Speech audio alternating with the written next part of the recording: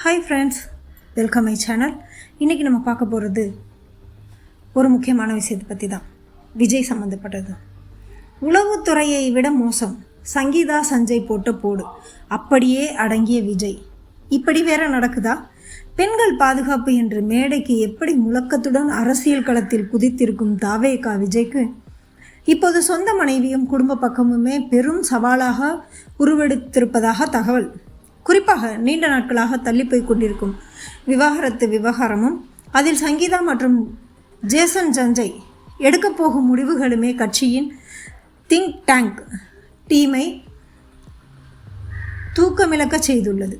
உளவுத்துறையையும் தாண்டிய அச்சம். பொதுவாக அரசியல் தலைவர்களுக்கு எதிர்க்கட்சிகளின் வியூகங்களும் உளவுத்துறை கண்காணிப்பு தான் பயத்தை உண்டாக்கும். ஆனால் விஜயை பொறுத்தவரை சங்கீதா மற்றும் சஞ்சய் வாயை திறந்தாலே அது தேர்தல் நேரத்தில் பெரும் பின்னடைவை ஏற்படுத்தும் என அவரது நெருங்கிய வட்டாரம் கருதுகிறது. சங்கீதாவின் மௌனம்.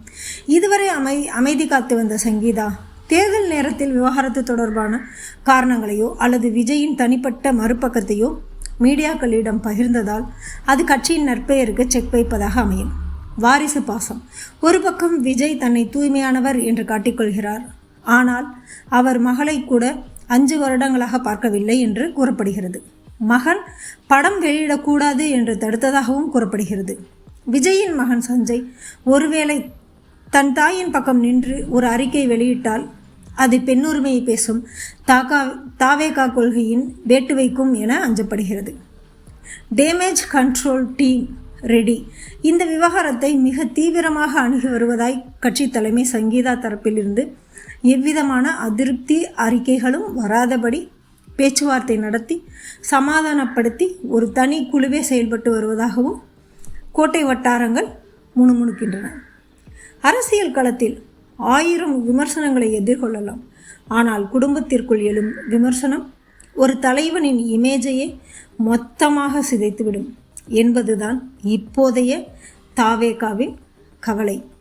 தேவையின்றி இதற்கு திமுக தான் காரணம் என்று பழியை போட்டாலும் அதற்கும் சங்கீதா கோபம் அடையும் வாய்ப்புகள் உள்ளன.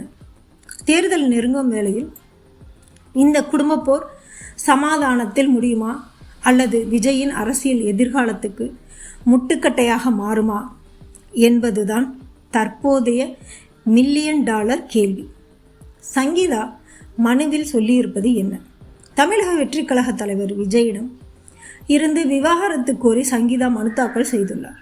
இது தொடர்பாக சங்கீதா தாக்கல் செய்துள்ள மனுவில் நடிகை ஒருவருடன் திருமணத்தை மீறிய உறவில் விஜய் இருப்பதாக ஏப்ரல் 2021 எனக்கு தெரிய வந்தது. இது வலியையும் மன உளைச்சலையும் கொடுத்தது. இது துரோகம் மற்றும் திருமண நம்பிக்கையை மீறுவதற்கு சமம்.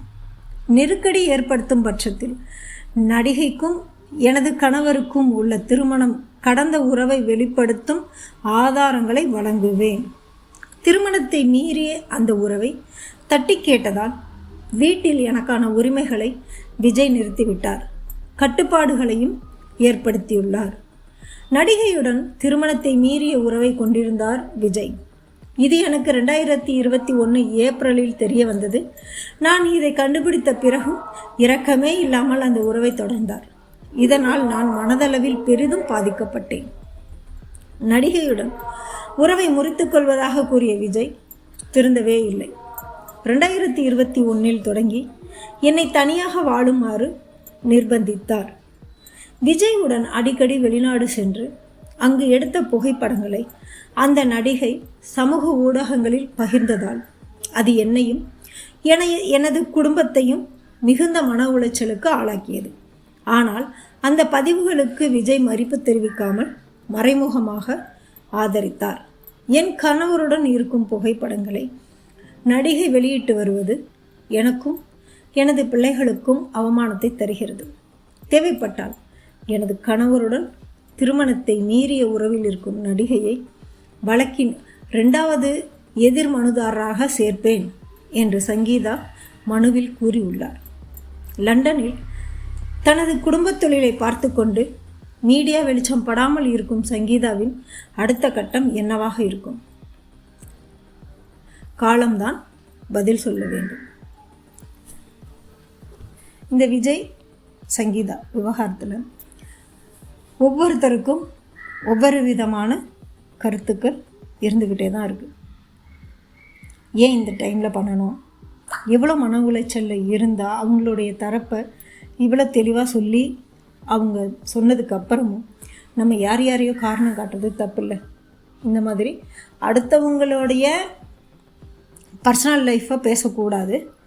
ஆனால் ஒரு கட்சி தலைவராக வந்து நிற்கிறதுனாலையும் இது எல்லாரும் பேச வேண்டாம், அதில் தான் தெளிவாக இருக்குதே அப்படின்னு சொல்கிறதுக்காகவும் தான் இந்த பதிவு போட்டிருக்கேனே தவிர மித்த எந்ததுக்காகவும் இல்லை. இதே மாதிரி வித்தியாசமான பதிவுகளோட உங்களை மீட் பண்ணுறேன். அதுவரை உங்களிடமிருந்து விடைபெறுவது உங்கள் ராஜலக்ஷ்மி. நன்றி. தேங்க்யூ.